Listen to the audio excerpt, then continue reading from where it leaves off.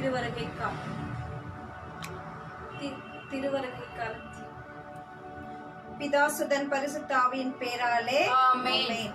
திருவருகை காலத்தின் முதல் வாரத்தில் நாம் சிறப்பிக்கின்றோம். நம்மில் ஒருவர் நம் அனைவரையும் அர்ப்பணித்து ஜெபிப்போம். அன்பின் பரலோக பிதாவே, அப்பா, இந்த நேரத்துக்காக நன்றி எழுதல் ஸ்தோத்திரத்தோடு நாங்கள் ஒப்பு கொடுத்து ஜெபிக்கிறோம்.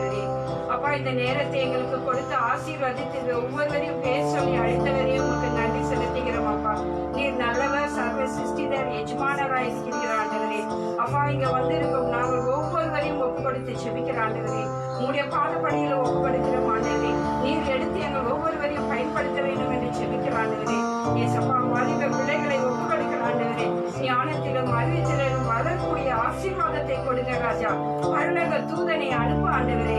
அவர்கள் ஜெபிக்கிறது எப்படி என்று அவர்கள் சொல்லிக் கொடுக்கட்டும். ஆண்டவரே, தூதனை அனுப்பினால் வாலிப பிள்ளைகள் உமக்காக எழுப்பார்கள். ஆண்டவரே, அப்படியாப்பட்ட ஆசீர்வாதத்தை இன்றைக்கு வாலிப பிள்ளைகள் கொடுப்பீர் என்று நாங்கள் விசுவாசிக்கிறோம். ஆண்டவரே, அப்பா, தகப்பனே, பிரதர்களை ஒப்பு கொடுக்கிறோம். ஆண்டவரே, அப்பா, பிரதர்களை ஆசீர்வதிங்கப்பா. அவர்களுக்கு உடல் சுகத்தை ஆன்ம சுகத்தை கொடுத்து காது கொள்ள வேண்டும் என்று ஜெபிக்கிற ஆண்டவரே. அப்பா, பிரதர் குடும்பத்தை ஒவ்வொருவரையும் ஒப்பு கொடுத்து ஜெபிக்கிற ஆண்டவரே. குடும்பத்தில் சமாதானம், ஒற்றுமை என்றைக்கும் நிலைத்து நிற்க கிருபை செய்ய வேண்டும் என்று ஒப்பு கொடுக்கிற ஆண்டவரே. அப்பா, பிள்ளைகளுக்கு திருமண காரியத்தை வாய்க்க பண்ண செய்ய வேண்டும் என்று ஜெபிக்கிற ஆண்டவரே. அப்பா, நீ சொன்னீர் ஆண்டவரே, ரெட்டிப்பான ஆசீர்வாதத்தை தருவேன், அது இன்றைக்கே இப்பொழுதே தருவேன் என்று சக்கியோடு சொல்லியிருக்கிறேன். ஆண்டவரே, இதோ இந்த நேரத்தில் நாங்கள் ஒப்பு கொடுத்து ஜெபிக்கிற ஆண்டவரே. ஆசீர்வதிக்க வேண்டும் என்று ஜெபிக்கிற ஆண்டவரே. நீர் எடுத்து பயன்படுத்த வேண்டும். அப்பா, பிள்ளைகள் ஒருவரும் வெறுமையா போகக்கூடாது. ஆண்டவரே, தெபராவை போல, எஸ்தராவை போல ஆண்டவரே, ஒவ்வொரு வாலிப பிள்ளைகளை எழுப்பக்கூடிய ஆசீர்வாதத்தை கொடுங்க ஆண்டவரே.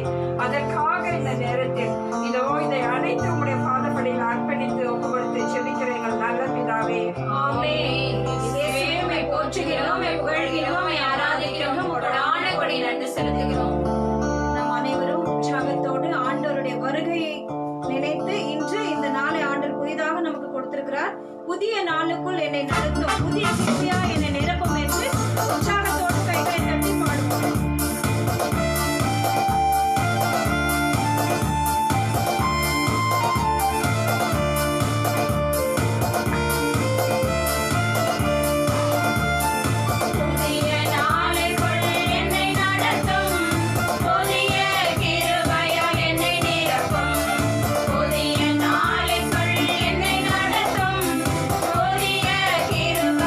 என்னை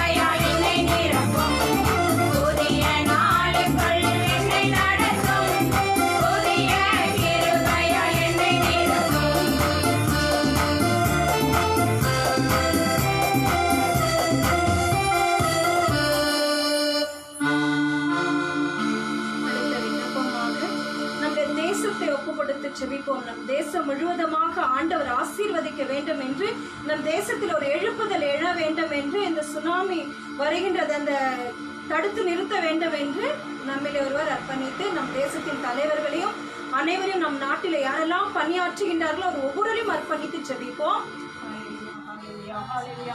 அப்பா உம்மை துதிக்கிறோம் தூயவர் அப்பா நீ நல்லவர் ராஜா. அப்பா எங்கள் இந்திய தேசத்தை அப்பா உங்களுடைய அன்பு கருத்துல நாங்கள் ஒப்பு கொடுத்து ஜெபிக்கிறோம் ராஜா. இந்திய தேசத்தின் அப்பா பிரதமராக இருக்கிற மோடியை ஆண்டவரே அப்பா உங்களுடைய கருத்துல நாங்கள் ஒப்பு கொடுக்கிறோம் ராஜா. அப்பா அவர் கீழாக பணியாற்றுகிற எல்லா மாநில தலைவர்களையும் ஆண்டவரே அப்பா உங்களுடைய கருத்துல நாங்கள் ஒப்பு கொடுக்கிறோம் ராஜா. அப்பா ஒவ்வொருவரையும் ஆண்டவரே அப்பா உங்களுடைய தூயாவின் வல்லமையினால நிரப்பி அப்பா நீர் ஆண்டவரே அப்பா பயன்படுத்தும்படியாக நாங்கள் ஒப்பு கொடுக்கிறோம் ராஜா. அப்பா நேர்மையான ஆட்சி முறை ஆண்டவரே எங்கள் இந்திய தேசத்தில் ஆண்டவரே அப்பா நீ நிலைநாட்ட வேண்டும் என்று உம்மை நோக்கி நாங்கள் கெஞ்சி மன்றாடுகிறோம் ராஜா. அப்பா ராணுவத்தை ஒப்பு கொடுக்கிறோம் சுவாமி. அப்பா காவல்துறையை ஒப்பு கொடுக்கிறோம் ராஜா. அப்பா கப்பல் படைத்துறையை ஒப்பு கொடுக்கிறோம் ராஜா. அப்பா இன்னும் அதிகமாக ஆண்டவரே அனைத்து அரசு துறைகளையும் ஆண்டவரே அப்பா உடைய அன்பு கருத்துல நாங்கள் ஒப்பு கொடுக்கிறோம் ராஜா. ஒவ்வொரு தலைவர்களும் ஆண்டவரே அப்பா பணியில பொறுப்புல இருக்கிறவர்கள் ஒவ்வொருவரும் ஆண்டவரே அப்பா நேர்மையை கடைபிடித்து வாழ அப்பா நீரே அவர்களோடு இருந்து அப்பா அவர்களை பயன்படுத்தும்படியாக நாங்கள் ஒப்பு கொடுத்து ஜெபிக்கிறோம் ராஜா. ஆம் ஆண்டவரே அப்பா எங்கள் இந்திய தேசத்தில் ஆண்டவரே இயற்கை சீற்றம் என்பது ஆண்டவரே இருக்கவே கூடாது ராஜா. உங்களுடைய அன்பின் கரம் எங்கள் இந்திய தேசத்தின் மீது இருக்க வேண்டும் என்று நாங்கள் ஒப்பு கொடுக்கிறோம் ராஜா.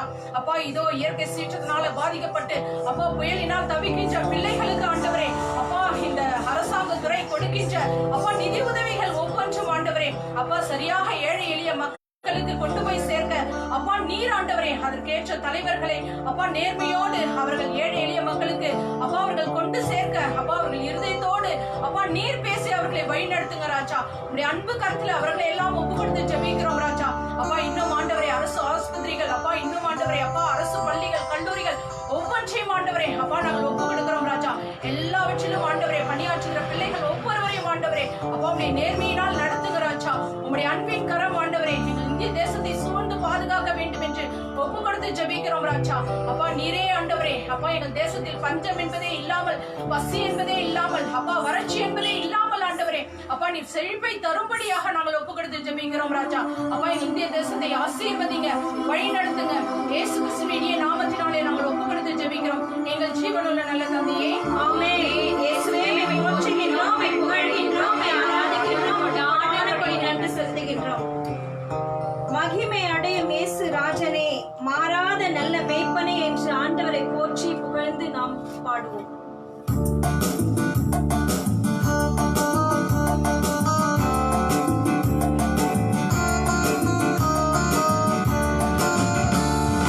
மகிமை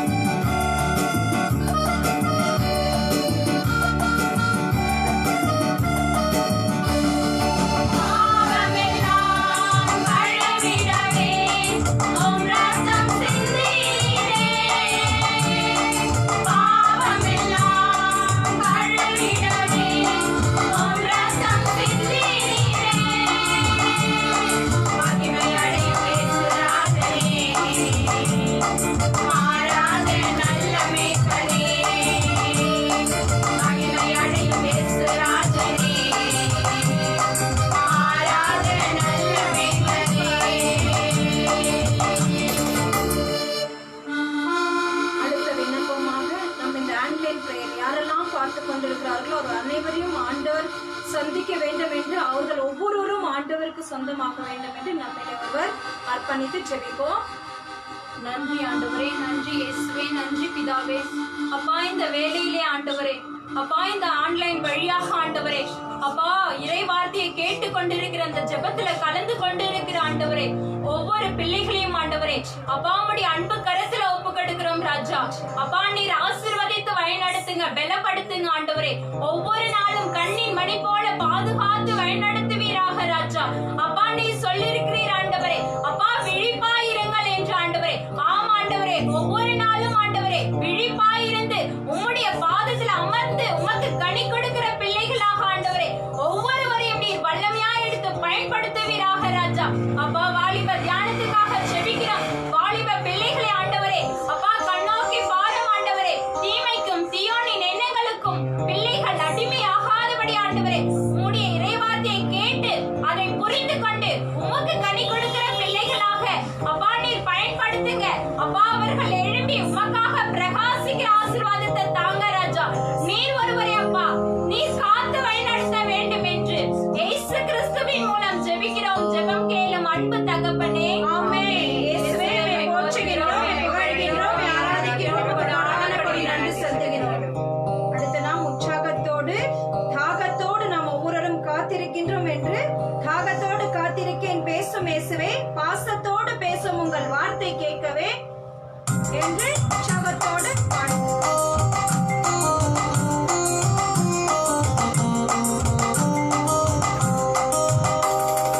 தாகத்தோடு காத்திருக்கேன் பேசும் இயேசுவே, பாசத்தோடு பேசும் உங்கள் வார்த்தை கேட்கவே. தாகத்தோடு காத்திருக்கேன் பேசும் இயேசுவே, பாசத்தோடு பேசும் உங்கள் வார்த்தை கேட்கவே.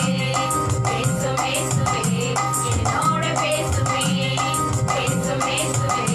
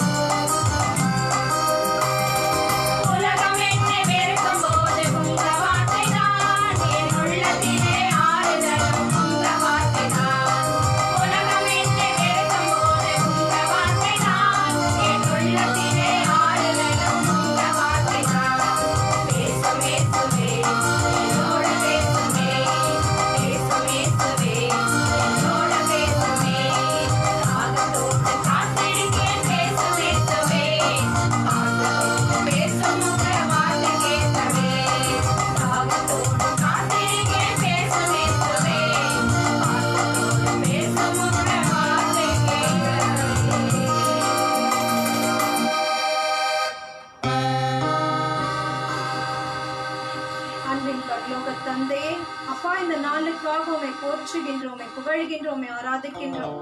உமக்கு கொடான கொடி நன்றி செலுத்துகின்றோம் ஆண்டவரே. அப்பா, வரப்போகின்ற அப்பா சகோதரியுடைய பாதத்தில் சமர்ப்பிக்கின்றோம் ஆண்டவரே. அப்பா, வாலிப பிள்ளைகளுக்காக அப்பா உம்முடைய இறை வார்த்தை சொல்லும் போது ஆண்டவரே, அப்பா, ஒவ்வொரு வாலிப பிள்ளைகளும் ஆண்டவரே அதை கேட்டு ஆண்டவரே அதன்படி நடக்கக்கூடிய ஆசிரியை நீர் தருவீராக ஆண்டவரே.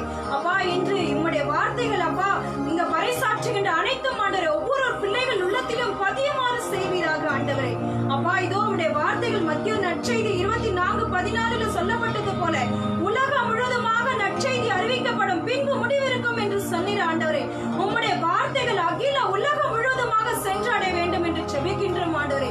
அப்பா, இதை பார்த்து கொண்டிருக்க ஒவ்வொரு பிள்ளைகளும் ஆண்டவரே, அப்பா, ஒவ்வொரு மனம் மாறக்கூடிய ஆசிரியை நீர் தர வேண்டும் என்று செபிக்கின்றோம் ஆண்டவரே. அப்பா, உம்முடைய அக்கினி வல்லமை ஒவ்வொரு பிள்ளைகளையும் ஆட்கொண்டு எல்லா பாவங்களிலும் எல்லா சாபங்களிலிருந்தும் ஆண்டவரே அப்பா விடுதலை கொடுத்து முழுமையாக ஆசீர்வதித்து உமக்கு சொந்தமாக வேண்டும் என்று இயேசு கிறிஸ்துவின் நாமத்தினால் ஜெபிக்கின்றோம் எங்கள் ஜீவனுள்ள நல்ல பிதாவே, ஆமென்.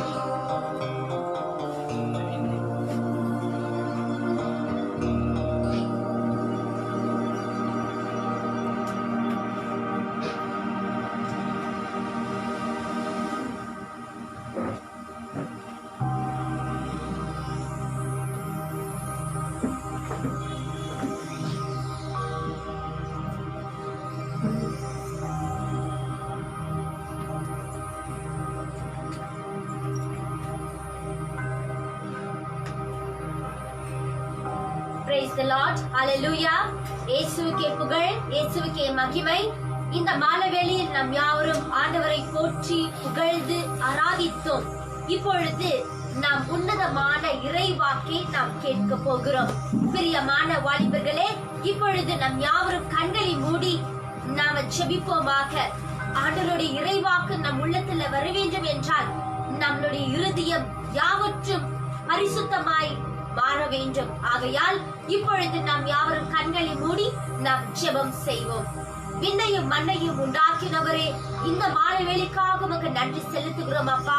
ஆண்டவரே, இன்றைக்கு வாசிக்க போகிற உம்முடைய உன்னதமான வார்த்தை யாவரும் ஆண்டவரே உம்முடைய உன்னதமான பிள்ளைகளுக்கு ஆண்டவரே ஒவ்வொரு வாலிபர்களுக்கு ஒரு உகந்ததாய் இருக்கும்படிக்காய் செபிக்கிறோம் ஆண்டவரே. உம்முடைய வார்த்தைகளை கேட்டு அதன்படி உமக்காக வாழ ஒவ்வொரு வாலிபர்களையும் இந்த மாலைவேளையை நீங்க எழுப்பும்படிக்காய் செபிக்கிறோம் ஆண்டவரே.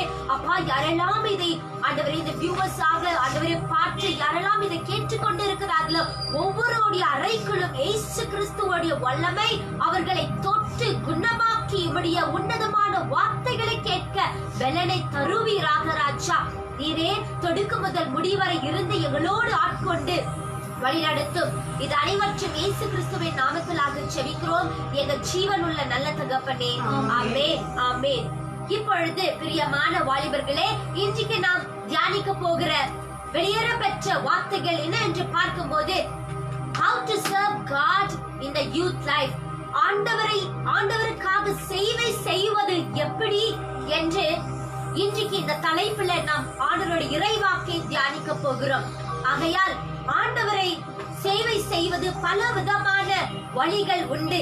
ஆனால் இன்றைக்கு நாம 5 விதமான வழிகள் எப்படி ஆண்டவரை எப்படி இந்த 5 வழியாக ஆண்டவரை வெளிக்காட்டி அவருடைய கிருபை அவருடைய மகிமை எப்படி நான் வெளிப்படுத்துவேன் என்று சொல்லி இன்றைக்கு நம்ம தியானிக்க போகிறோம். ஆகையால் இப்பொழுது நாம் வாசிப்போம் 1 தீமோத்தேயு 4ஆம் அதிகாரம் 12வது வசனம்.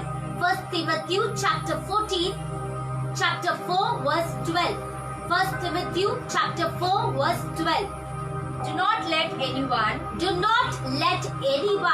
look down on you because you are young. But be an example for the believers in your speech, number 1, your conduct, number 2, your love, number 3, faith, number 4, and purity, number 5. Amen. நீ இளைஞனாய் இருப்பதால் யாரும் உன்னை தாழ்வாக கருதாத இருக்கட்டும்.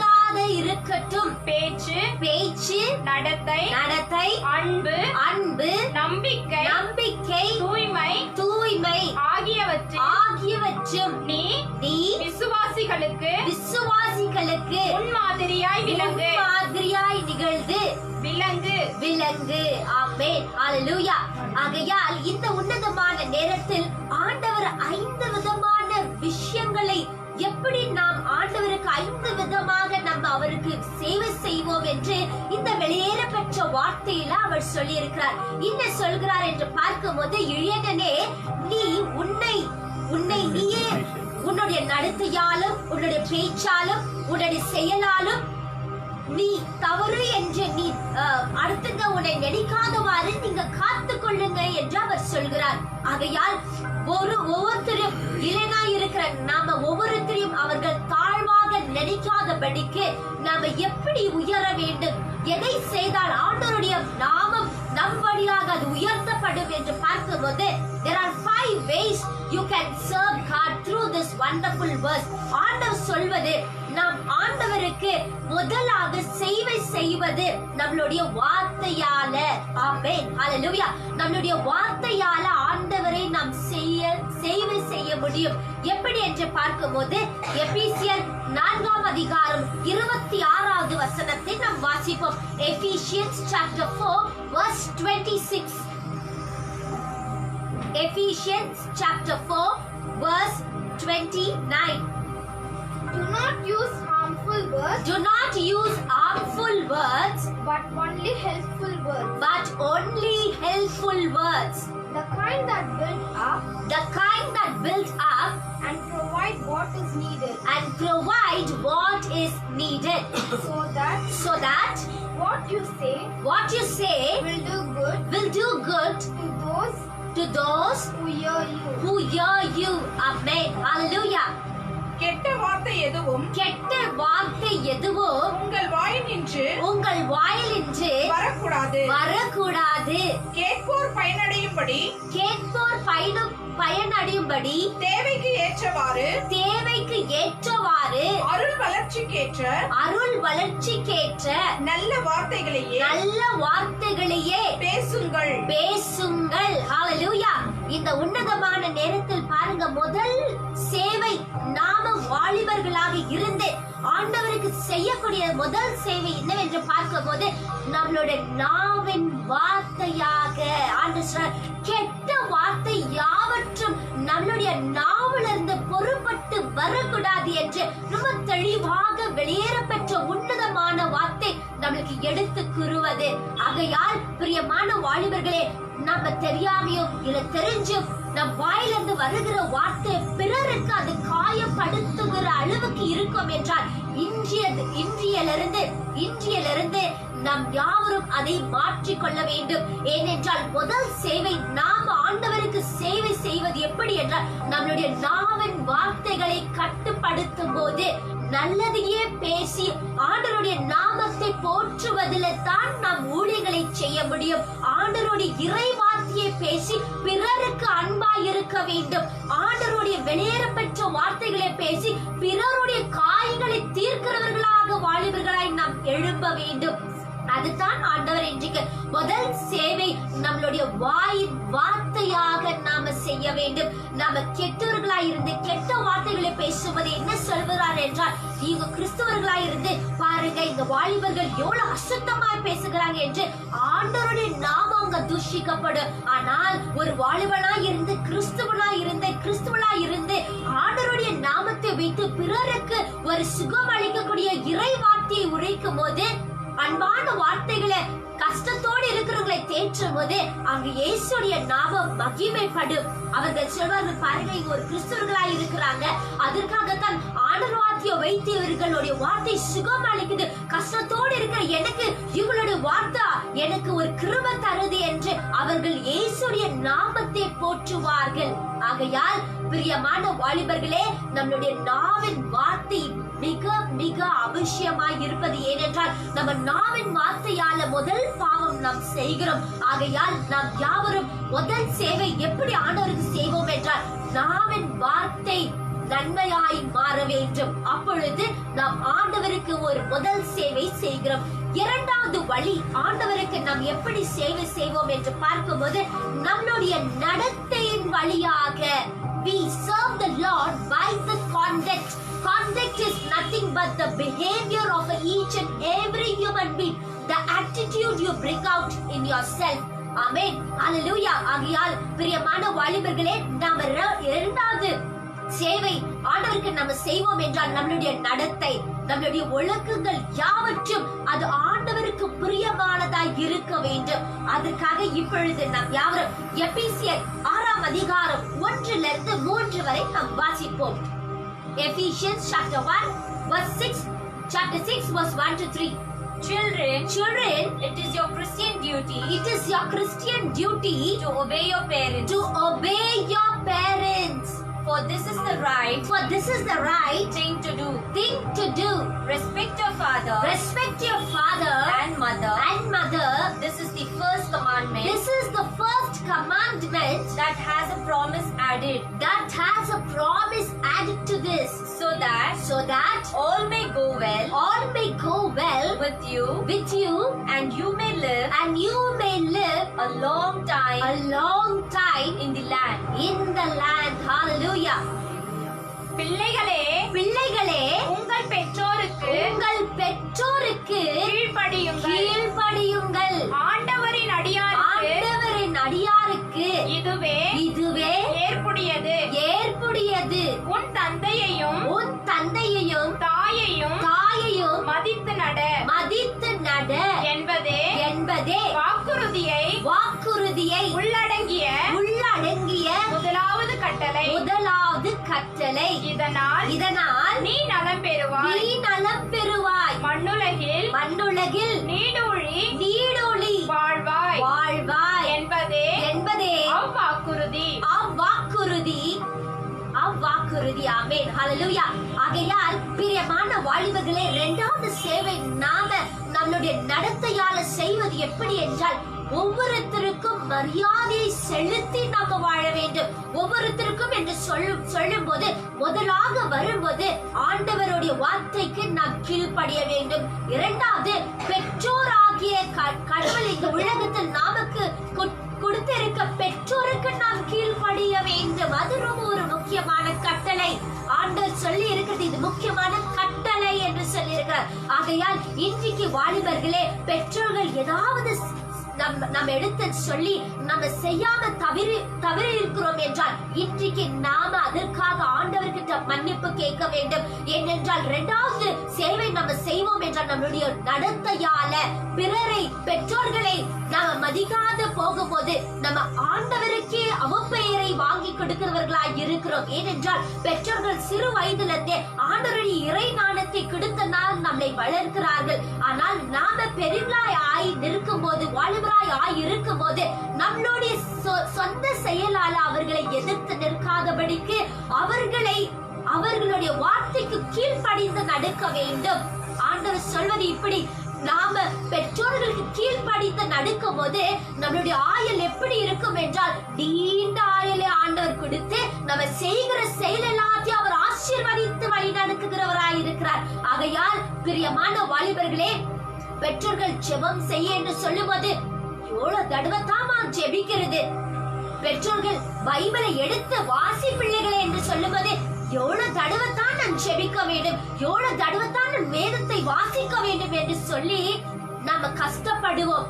ஆனால் பெற்றோர்கள் ஒவ்வொன்றும் நமக்கு சொல்லும் போது நம்ம அந்த தாழ்மையோடு உள்ளத்தோடு கீழ்ப்படிந்து நடக்குவது பாருங்க, ஆண்டவர் என்ன ஆசீர்வாதத்தை கொடுக்கிறார் என்று பார்க்கும்போது நீண்ட ஆயுளை அவர் கொடுக்கிறார். நம்ம கையிட்டு செய்கிற எந்த காரியமும் ஆகட்டும் அது வாய்க்க அவர் கிருபையாய் இருக்கிறார்.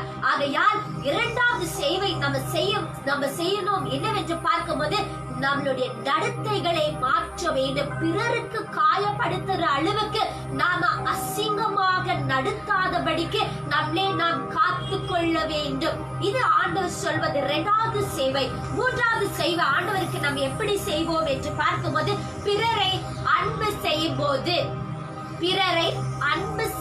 we should love everyone By showing the love to everyone, we are showing a God's love to everyone. அன்னை தெரேசாய் கூட பார்க்கும்போது அவர் ஒவ்வொரு நோயாளிகளை அன்போடு அவர்கள் அரவணைத்தார்கள். அன்று இயேசுடைய நாமம் மகிமை அடைந்தது. அதே போல நாம கூட ஒவ்வொருத்தரும் அன்பால தேற்ற வேண்டும். உங்களை தேடி உங்க நண்பர்களே அவர்கள் மிக மிக பாவத்தோடும் இல்ல மிக வேதனையோடு உங்க பாதத்தில் வரும்போது நீங்க அவர்களுக்கு அன்பான வார்த்தைகளை நல்வழிகளை காட்டி அவர்களை நடத்த வேண்டும். அதை விட்டு தவறான ஆலோசனை கொடுத்து நடத்துகிற ஒரு நண்பராக நம்ம இருக்கவே கூடாது. ஆகையால் மூன்றாவது என்னவென்று பார்க்கும்போது அன்பை வெளிக்காட்டி ஆண்டவருடைய பணிகளை நாம் செய்ய வேண்டும். நான்காவது என்னவென்று பார்க்கும்போது விசுவாசம். ஆண்டவருக்கு நாம் எப்படி ஊழியம் செய்ய வேண்டும் என்றால் having a faith on the God. having faith என்றால் ஆண்டவர் நீதிமொழிகள் 3ஆம் அதிகாரம் 5-6 நம்ம பார்க்கிறோம். ஆண்டவர் சொல்வது இப்படி trust in the God at all times என்று சொல்கிறார். trust in the God in all times. நாம் எப்பவே எந்த நேரத்திலும் எவ்வேளையிலும் ஆண்டவரை நம்பி இருக்க வேண்டும். we shouldn't keep our trust on anyone else. Rather than we should keep always our trust in the God, because He is our creator. He is our Father God, everything. So my dear youth, you have to keep trust in the Almighty God. So today we will keep our faith on the Lord Almighty God. ஐந்தாவது நாம் ஆண்டவருக்கு எப்படி செய்வோம் என்று பார்க்கும்போது பரிசுத்தமாக வாழும்போது பரிசுத்தமாக purity is very important in the youth life. இன்றைக்கு வாலிப வாழ்க்கையில பரிசுத்தமாக இருப்பது ஒரு மிக உன்னதமான செயலாய் இருப்பது. ஏனென்றால் வாலிப நாட்களில் தான் எல்லா விதமான தீமைகள் நம்மளை நோக்கி வரும். ஆனாலும் அதை கட்டுப்படுத்தி அதை வாழக்கூடிய கிருபை ஆண்டவர் நம் ஒவ்வொருத்தருக்கும் தந்திருக்கிறார். ஆகையால் ஐந்தாவது சேவை எப்படி நம் வாழ்க்கையில செய்ய வேண்டும் என்றால் பரிசுத்தத்தோடு வாழ வேண்டும். எதெல்லாம் நாம் விட்டு விலகணும் என்று இப்பொழுது வாசிப்போம். கொலோசியர் 3ஆம் அதிகாரம் 5வது வசனத்தை வாசிப்போம். Colossians chapter 3 verse 5. You must put to death then the earthly desire at work in you such as sexual immorality, indecency, lust, evil passions and greed. For the greed is a form of idolatry. Hallelujah. ஆகவே உலக போக்கிலான உங்கள் இயல்புக்குரிய பரத்தமை ஒழுக்கக்கேடு கட்டுக்கடங்காத ஆளுணர்வு தீய நாட்டம் சிறை வழிபாடான பேராசை ஆகியவற்றை ஒழித்து விடுங்கள். பாருங்க, ஆண்டவர் எதெல்லாம் நம்மளை விட்டு விளங்க வேண்டும். அப்பொழுது நம்ம பரிசுத்தமாய் இருப்போம் என்று எதெல்லாம் சொல்லி இருக்கிறார் என்று பார்க்கும்போது indecency, behaving indiscipline. When we behave indisciplinely in the worldly desire, then we are not living according to the purity. ஆகையால் பிரியமான வாலிபர்களே, நம்ம எதெல்லாம் ஆண்டவர் இதெல்லாம் நீங்க சாவுக்கு போட வேண்டும் என்று சொல்கிறார் என்று பார்க்கும்போது the indecency, okay, and the second one is the lust, the greedy that we have, adultery and sexual immorality. Everything we have to put to an end, and also for the evil desire that are going around the world. ஆண்டவர் சொல்வது இந்த உலகக்குரிய மாம்ச காரியத்தை நம்ம விட்டு விலகி வாழும்போது பரிசுத்தத்தில் நாம் வாழ்வோம். கன்னி மரியாள் வாலிப வயதுல அவங்க இதெல்லாத்தையும் விட்டு விலகி தன் வாழ்க்கையே ஆண்டவருக்காக அர்ப்பணித்தவர்கள். அதற்காகத்தான் இன்றைக்கு எவ்வளவு உயர்ந்து இருக்கிறார்கள். ஒவ்வொரு வாலிபர்களே, தன்னுடைய வாலிப நாட்களில நம்ம பரிசுத்தமாக வாழ வேண்டும். யோசேப்பு அவரும் அவருடைய வாலிப வாழ்க்கையில தவறு செய்ய ஒரு சூழ்நிலை உண்டானது. ஆனாலும் தன் ஆண்டவருக்காக அவர் எல்லாத்தையும் விட்டு விலகி அவர் பரிசுத்தமாக அவர் வாலிப நாட்களை காத்து கொண்டார். அதே போல 5வது கடைசியாக நம்ம ஆண்டவருக்காக எப்படி சேவை செய்வோம் என்றால் நம்மளுடைய வாலிப வயதை பரிசுத்தமாக வைக்கும் போது. ஆகையால் பிரியமான வாலிபர்களே, இந்த 5 வழியாக நம் ஆண்டவருக்கு நம்ம சேவை செய்கிற வாலிபர்களாக நாம் இந்த உலகத்துல தோன்ற வேண்டும். ஆகையால் இப்பொழுது நாம் யாவரும் ஒரு பாடலை பாடி ஆண்டவரை மகிமைப்படுத்தி நாம் ஜெபம் செய்வோமாக. பிரியமானவனே, உன்னுடைய ஆத்துமா வாழ்வது போல் நீ எல்லாவற்றிலும் வாழ்ந்து சுகமாய் நீ இரு மகனே என்று சொல்லி இந்த பாடலை பாடி நாம் துதிப்போமாக. Thank you Jesus. Hallelujah. Amen. Yes Lord. நம் ஆத்துமா எப்பவுமே எப்படி ஆண்டவருக்காக வாஞ்சிக்குதோ அதே போல நம்மளுடைய சரீரத்தில் இருக்கக்கூடிய ஒவ்வொரு உறுப்புகளும் ஆண்டவருக்காக அது வாஞ்சித்து இருக்க வேண்டும். அப்பொழுதே நாம் பரிசுத்தமாக நாம் இருப்போம். ஆகையால் இப்பொழுது கரங்களை தட்டி உற்சாகமாக இந்த பாடலை பாடுவோம்.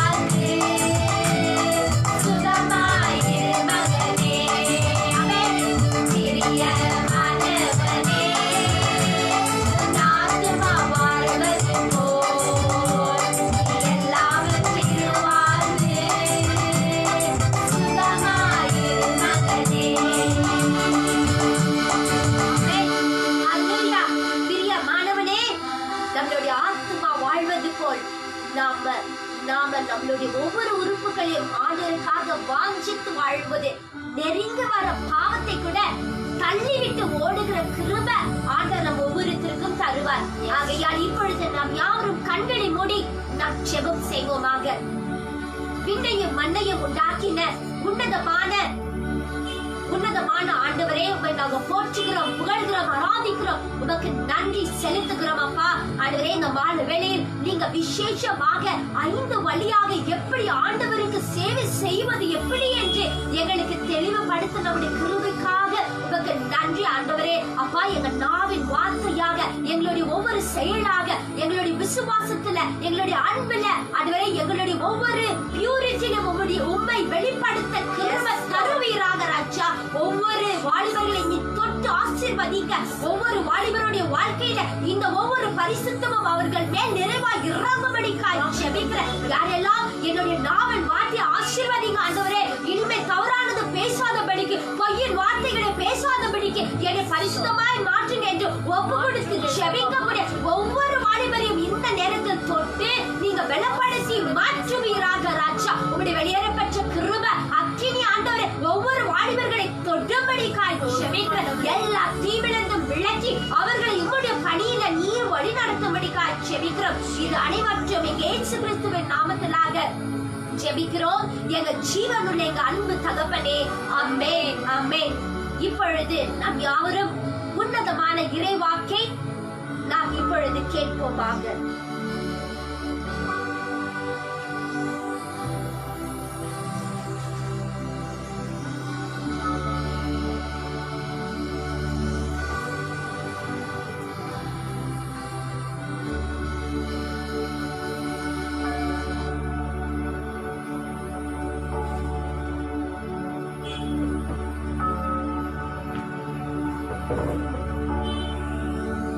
இயேசுவில் பிரியமான சகோதர சகோதரிகளே, ஆண்டவராகிய இயேசுவின் பெயரால் உங்கள் அனைவரையும் நாங்கள் வாழ்த்துகின்றோம். இன்று நாம் விசேஷமான நாளை சிறப்பிக்கின்றோம். என்ன விசேஷமான நாள்? ஆண்டவரின் திருவருகை நாட்கள். ஆண்டவர் வருகைக்காக நாட்களை ஆயத்தப்படுத்துவது. ஆகவே இந்த ஞாயிறு, முதல் ஞாயிறு, திருவருகை காலத்தின் முதல் ஞாயிறு என்று அறிவிக்கப்படுகிறது.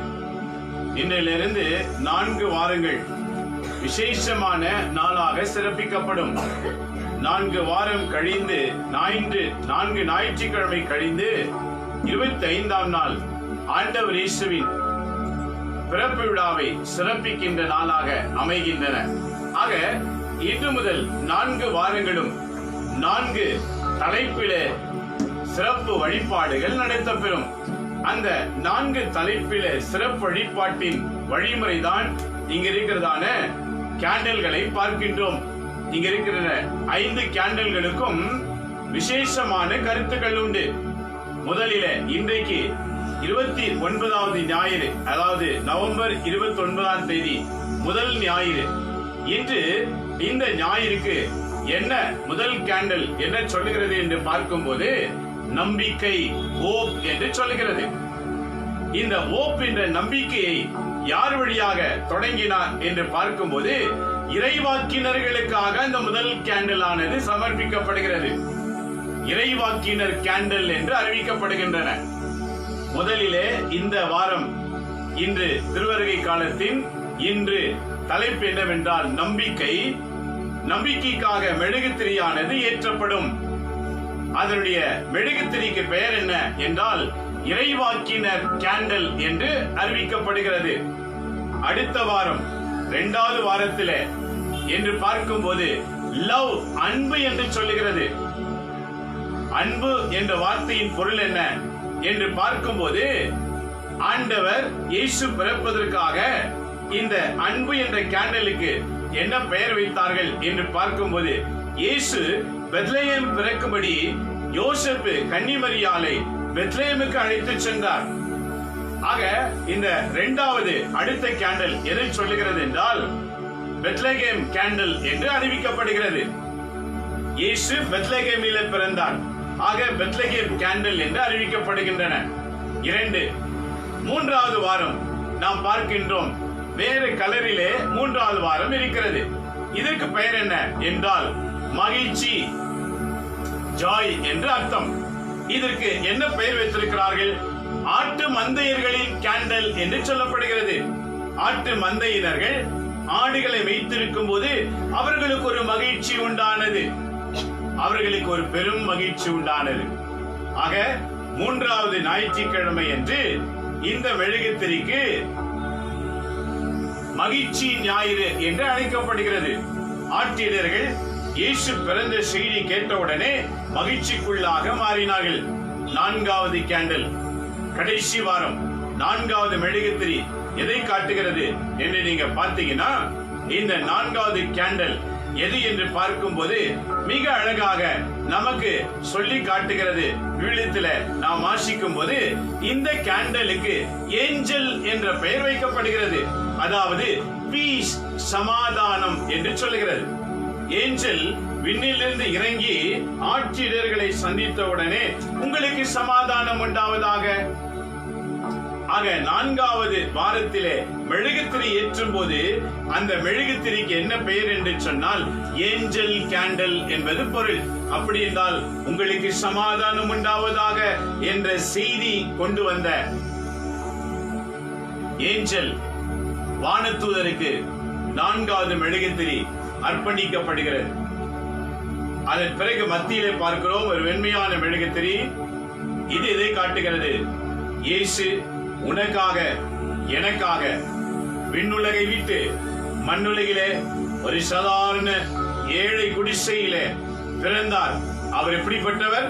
ஒளிமயமான கடவுள், வெண்மையான இறைவன் என்று இந்த 5 மெழுகுத்திரிகளும் இவ்வாறு உரைக்கின்றன.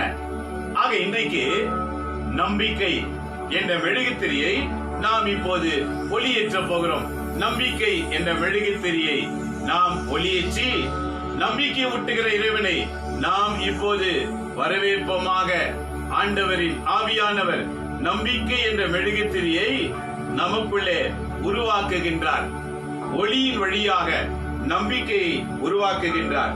ஆகவே இப்பொழுது நாம் இன்றைக்கு நம்பிக்கை என்ற மெழுகுத்திரி நமக்கு சொல்லுகிறது. இந்த வாக்கு எங்கப்பா அடங்கி இருக்கிறது? பலருக்கு பல விஷயங்க பைபிள்ல எழுதி இருக்குதா இதெல்லாம் அப்படின்ற ஒரு கேள்வி. விவிலியத்தில் எழுதி இருக்கிறதா? ஒன்று நன்றாக அறிந்து கொள்ள வேண்டும். மெழுகுத்திரி என்பது தன்னை அழித்து ஒளியை கொடுக்கக்கூடியது.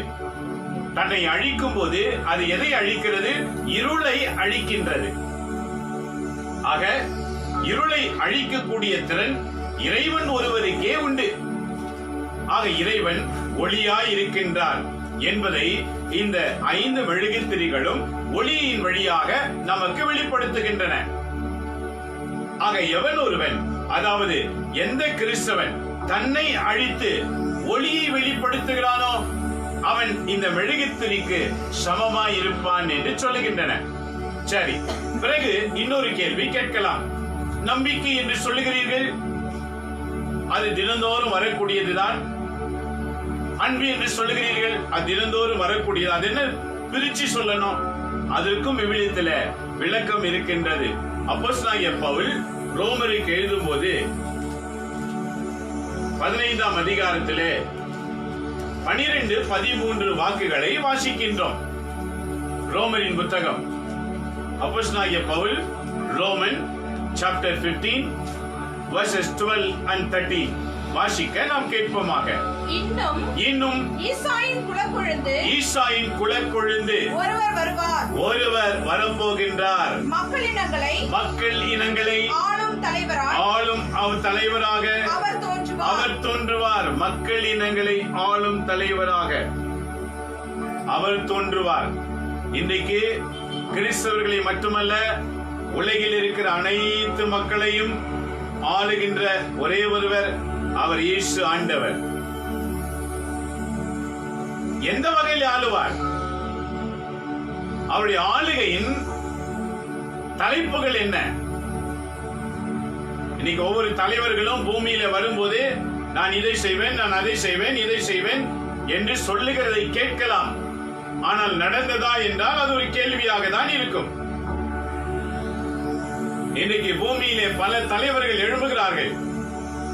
அரசியல் தலைவர்கள், சமூக தலைவர்கள், இன்று பல தலைவர்கள் எழும்பலாம். வருகிற ஒவ்வொருவருமே நான் இதை செய்கிறேன், இதை செய்கிறேன், அதை செய்கிறேன் என்று சொல்லுவார்கள். ஆனால் எத்தனை செய்தார்கள் என்று மக்கள் அறிவார்கள். ஆனால் இன்றைக்கு ஒரு நம்பிக்கையின் செய்தி என்ன? உலக மக்களுக்கு ஒரு தலைவன் தோன்றுவார். அவர் என்ன செய்வார்? அடுத்த வாக்கு, மக்களினங்கள் அவரையே எதிர்நோக்கி கொண்டிருக்கும். மக்கள் எதிர்பார்த்து கொண்டிருப்பாங்க. ஏன் தெரியுமா? இதுவரைக்கும் வந்த தலைவர்கள் எவரும் சொன்னதை செய்தது கிடையாது. எங்கள் தேவைகளை சந்தித்தது கிடையாது. எங்களுக்கு தேவையானதை கொடுத்தது கிடையாது. எங்களை ஒடுக்குகிறார்கள், நசுக்குகிறார்கள். இப்படி தலைவர்கள் தான் உருவானார்கள். ஆனால் எங்களை நேசிக்கும் ஒரு தலைவர் வருவாரா என்று மக்கள் எதிர்நோக்கி கொண்டிருந்தார்கள். எதிர்நோக்கின் வாக்குதான் நம்பிக்கை என்பது பொருள். எதிர்நோக்கு என்றால் நம்பிக்கை. அதான் இன்றைய முதல் கேண்டல். நம்பிக்கை. நம்பிக்கொண்டிரு, எதிர்பார்த்து கொண்டிரு. உன்னை விடுவிக்கவும், உனக்கு விடுதலை அளிக்கவும், உன்னை காக்கவும், உன்னோடு இருக்கவும், உனக்கு தேவையானதை அருளவும் ஒருவர் உனக்குள்ளே வரவிருக்கின்றார். அந்த தலைவர் என்னெல்லாம் செய்வாரு, எதிர்நோக்கி இருக்கிறவங்களுக்கு என்னெல்லாம் செய்வாரு? அடுத்த வசனம் பாருங்க. என்று எசையா கூறுகிறார். எசையா உரைக்கின்றார், எதிர்நோக்கை தரும் கடவுள், எதிர்நோக்கை தருகின்ற கடவுள், அதாவது நம்பிக்கை நிறைவுபடுத்துகின்ற கடவுள். நம்பிக்கையால் உண்டாகும். பாருங்க, நம்பிக்கையால் உண்டாகும். நம்பிக்கொண்டிருக்கின்றேன். மருத்துவர் கூட கடைசியிலே இட்ஸ் லெஃப்ட் காட் என்று சொல்லிடுவாங்க. இனிமே கடவுள் தான் காப்பாற்றணும். நம்பிக்கையின் கடவுள் நம் வாழ்வில் இருக்கிற இருள்களை அகற்றுகிற கடவுள். ஒளிமயமாக நம்மை உயர்த்தும் கடவுள். அப்போஸ்தலனாகிய பவுல் சொல்லுகிறார், நம்பிக்கையின் கடவுள். அடுத்து பெருமகிழ்ச்சியாலும், இரண்டாவது பாருங்க, மகிழ்ச்சியாலும். ஆகவேதான் நீங்க இன்னொரு மெழுகுத்திரிக்கு மகிழ்ச்சி என்று பெயர். மக்கள் ஆண்டவர் பிறப்பை கண்டவுடனே மகிழ்ச்சி அடைந்தார்கள். மகிழ்ச்சியாலும் அமைதியாலும் உங்களை. இன்னொரு மெழுகுத்திரிக்கு பெயர் அமைதி, பீஸ். கடைசி வாரத்தில் அது சிறப்பிக்கப்படும். பீஸ், அமைதி. உங்களை நிரப்புவாராக. பாருங்க, ஆகவே இந்த 4 வாரங்களில் 4 தலைப்புகளை தயாரிக்கின்றோம். என்ன? ஆண்டவர் வரும்போது உன் நம்பிக்கை வீண் போகாமல் உன்னை காப்பாற்றுவார். அவரை நம்பி வருகிற ஒருவரையும் வெறுமையாக அனுப்ப மாட்டார், நிறைவாய் ஆசீர்வதிப்பார். 2, அவர் சொன்னது 2வது என்ன என்று பார்க்கும்போது அவர் சொன்னார், உனக்கு அமைதி உண்டாவதாக. உன் வாழ்க்கைக்கு அமைதி கொடுக்க ஒருவர் வருகின்றார். 3வது, உன் வாழ்க்கையிலே மகிழ்ச்சி கொடுக்க வருகின்றார். 4வது, உன்னை அன்பு செலுத்த ஒருவர் வருகின்றார். நண்பர்களே, மக்களே, அன்பு முதலிலே இருந்தால்தான் நமக்கு மகிழ்ச்சியும் சமாதானமும் நம்மை தேடி வரும். ஆக முதல் கேண்டல் நம்மை நம்பியிருக்கிறவர்களை குறிக்கிறது. 2வது, அடுத்த வாரம் அன்பு, லவ் என்ற நம்பிக்கையின் கடவுள் நான் உன்னை அன்பு செய்கிறேன் என்று சொல்ல வருகிறார். 3வது வாரம் நமக்கு மகிழ்ச்சி அளிக்கின்றார். 4வது வாரம் சமாதானத்தை அருளுகின்றார். ஆக இந்த 4 வாரங்களும் நம்மை தயாரித்து ஆண்டவர் இயேசுவின் பெயரால் வாழ்வதற்கான ஆசிரை இறைவன் நமக்கு வழங்கவிருக்கின்றார். ஆகவே இந்த 4 மெழுகுத்திரிகளையும் நம்முடைய வாழ்க்கையில மிக ஆழமாக அறிந்து கொள்ள வேண்டிய விஷயம் என்னவென்றால், நமக்கு ஒரு தலைவர் வரப்போகின்றார். அந்த தலைவரின் பெயர் என்ன? அந்த தலைவர் என்ன செய்வார்? முதலிலே நம் நம்பிக்கை அறிந்து அன்பு செய்வார். 2வது, மகிழ்ச்சியை கொடுப்பார். 3வது, சமாதானத்தினால் நம்மை நடத்துவார். ஆக இந்த 4 வாரங்களும் திருச்சபையானது நம்மை மிக அருமையாக வழிநடத்துகின்றன. அதாவது இன்று தொடங்கி கிறிஸ்துமஸ் நாள் 25 டிசம்பர் 25 வரைக்கும் ஒவ்வொரு நாளும் நம்மை இன்றைக்கு இந்த வாரம் நம்பிக்கை தொடங்கினது, இந்த வாரம் முழுவதும் நம்பிக்கையின் விளைவுகள் என்ன என்று அறிவிக்கும். அடுத்த ஞாயிற்றுக்கிழமை அன்பிலே தொடங்கி அந்த வாரம் முழுவதும் அன்பின் விளைவு என்ன என்று அறிவிக்கும். அதுக்கு அடுத்த வாரம் மகிழ்ச்சியில் தொடங்கி அந்த வாரம் முழுவதும் மகிழ்ச்சியில் நடத்தும். அது கடைசி வாரம். அமைதியை தொடங்கி அந்த வாரம் முழுவதும் அமைதியாய் நடத்தும். கடைசி 25ஆம் நாள் இயேசு நம் உள்ளத்திலே பிறக்க போகின்றார். ஆக இயேசு நம் உள்ளத்திலே பிறக்கும்படி நம்மை தயார் செய்யதான் இன்றைய நற்செய்தி வாசகங்கள் நமக்கு அமைந்திருக்கின்றன. இந்த இயேசு பிறப்பின் செய்தியானது எசையா இறைவாக்கினர் 700 ஆண்டுகளுக்கு முன்பு ஆண்டவர் அறிவித்தார். எசையா இறைவாக்கினர் வழியாக 7ஆம் அதிகாரம் 14 வாசித்து பாருங்கள். இருவரை கடவுள் இயேசு பிறப்புக்காக பயன்படுத்துகிறார். ஒருவரை இயேசுவின் பிறப்புக்காக எசையா இறைவாக்கினர் 700 ஆண்டுகளுக்கு முன்பு, இரண்டாவது இறைவாக்கினர் இயேசு பிறப்புக்கு முன்பே 400 ஆண்டுகள் மலக்கியா என்ற இறைவாக்கினரை பயன்படுத்துகிறார். எசையா இறைவாக்கினர் வழியாக இயேசுவின் பிறப்பின் செய்தி அறிவிக்கப்படுகிறது. மலாக்கியா இறைவாக்கினர் வழியாக ஆண்டவரின் வருகையின் செய்தி அறிவிக்கப்படுகிறது. ஆக இயேசு பிறப்பதற்கு முன்பதாக அவருடைய பிறப்பின் செய்தியும் அவருடைய வருகையின் செய்தியும் அவர் பிறப்புக்கு முன்பதாகவே அறிவிக்கப்பட்டன. ஆக ஆண்டவர் இரண்டாவது இது நமக்கு எதை நினைவுபடுத்துகிறது என்றால், ஆண்டவரின் வருகை என் நிலையிலும் எந்த நேரத்திலும் இருக்கலாம், காத்திருங்கள் என்று சொல்லுகிறதை நமக்கு நினைவுபடுத்துகிறது. ஆக எசையா 7:14 வாசிக்கும் போது என்ன சொல்லுகிறார் பாருங்க. ஆதலால் ஆண்டவர் தாமே உங்களுக்கு ஒரு அடையாளத்தை அருளுவார். இதோ கருவுற்றிருக்கும் அந்த இளம்பெண் ஒரு ஆண் மகனை பெற்றெடுப்பார். அக்குழந்தைக்கு அவர் இம்மானுவேல் என்று பெயரிடுவார். இம்மானுவேல் இயேசு பிறப்பதற்கு முன்பதாக 700 வருஷங்கள், before Jesus birth, BC 700, 700 வருஷத்துக்கு முன்னதாக எசையா இறைவாக்கினர் வழியாக இந்த செய்தி அறிவித்தார். ஆகவேதான் இந்த மெழுகுத்திரி இறைவாக்கினருக்கு அர்ப்பணிக்கப்படுகிறது. இறைவாக்குரைக்கும் மெழுகுத்திரி என்று அறிவிக்கப்படுகிறது. நம்பிக்கையின் அடையாளம் இறைவாக்குரைப்பது. நம்பியது நிச்சயம் வருவார். ஆக இன்றைக்கு இந்த மெழுகுத்திரி யாரை குறிக்கிறது? கிறிஸ்தவர்களை குறிக்கிறது. இந்த கிறிஸ்தவர்கள் யார்? நம்பிக்கையின் அடையாளம். உலகில் வாழும் அனைத்து மக்களும் நம்பிக்கையில் வளர வேண்டும். அதற்கு நம்பிக்கையின் செய்தியான இறைவாக்கு அனைவருக்கும் உரைக்கப்பட வேண்டும். ஆக இன்று முதல் ஒவ்வொரு கிறிஸ்தவர்களும் இறைவாக்கை அறிந்து இறைவாக்கை அறிவிக்க வேண்டும். என்ன இறைவாக்கு? அவர் பெயர் இம்மானுவேல். இம்மானுவேல் என்றால் பொருள் என்ன? கடவுள் நம்மோடு இருக்கின்றார். இதான் ஆண்டவர் இயேசு சொன்னார், எங்கு 2-3 பேர் என் பெயரால் ஒன்று கூடுகிறார்களோ அங்கு நான் இருப்பேன். 2-3 பேர் எங்கு கூடுவார்களோ, ஏனெனில் அவர் பெயர் இம்மானுவேல். இம்மானுவேல் என்றால் கடவுள் நம்மோடு. என்னோடு என்று சொன்னால் வேற, நம்மோடு என்றால் நம் அனைவரையும் சேர்த்து. இதுதான் ஆண்டவர் சொன்னார், 2-3 பேர் என் பெயரால் கூடும்போது நான் அங்கு இருப்பேன். ஏனெனில் அவர் பெயர் இம்மானுவேல். என் நண்பரே மக்களே, எவ்வளவு உள் ரகசியங்களை அறிந்து நாம் வாழ வேண்டும்.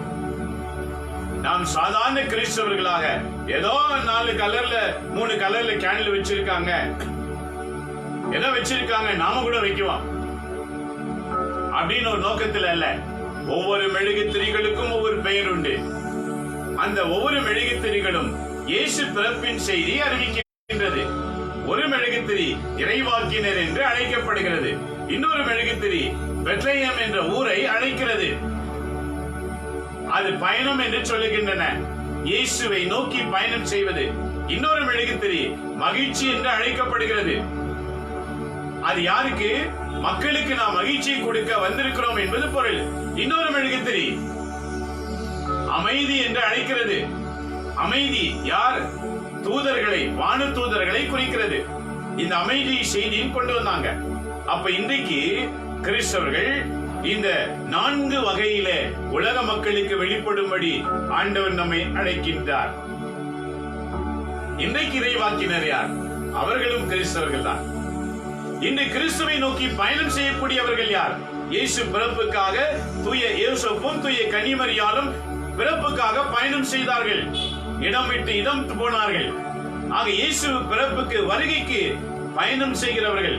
ஆக கிறிஸ்தவர்கள் இயேசுவை நோக்கி பயணம் செய்ய வேண்டும். எதற்கு பயணம் செய்ய வேண்டும்? மகிழ்ச்சி தருகின்றவர். மகிழ்ச்சியை மக்களுக்கு அளிக்க வேண்டும். ஏன் மகிழ்ச்சி அளிக்க வேண்டும்? சமாதானத்தின் ஆண்டவர் உடனே இருக்கின்றார். இவைகளை 4 வாரங்களும் நம்மையும் தயார்படுத்தி வாழ அழைக்கிறது. ஆகவேதான் எஸ்ஐயா இறைவாக்கினர் என்ன சொன்னார் பாருங்க, இம்மானுவேல் பிறப்பார். யார் இந்த எஸ்ஐயா? அசுத்த உதடுகள் கொண்டவர். கடவுள் தரிசனமாகும் போது ஐயோ நான் அழிந்து போனேனே என்று சொல்லுகிறார். இதை நீங்க 6ஆம் அதிகாரத்தில் பார்க்கலாம். 6ஆம் அதிகாரத்தில் எசையாவின் அழைப்பு இருக்கிறது. 7ஆம் அதிகாரத்தில் இயேசு பிறப்பின் செய்தி அவருக்கு வெளிப்பாடு. எவ்வளவு பெரிய பாக்கியம் பார்த்தீங்களா? எவ்வளவு சீக்கிரம் கடவுள் அவரை நம்பி வாழ்கிறவர்களை உயர்த்துகிறார். எசையா 6ஆம் அதிகாரத்தில் எசையா சொல்லுகின்றார், ஐயோ நான் பாவி அழிந்து போனேன், அசுத்த உதடுகள் கொண்டவன், எனக்கான காட்சி கொடுக்கிறேன். ஆகவே அவர் சொன்னார், யாரை நான் அனுப்புவேன்? யார் என்னுடைய பணிக்காக பயணம் செய்வார்கள்?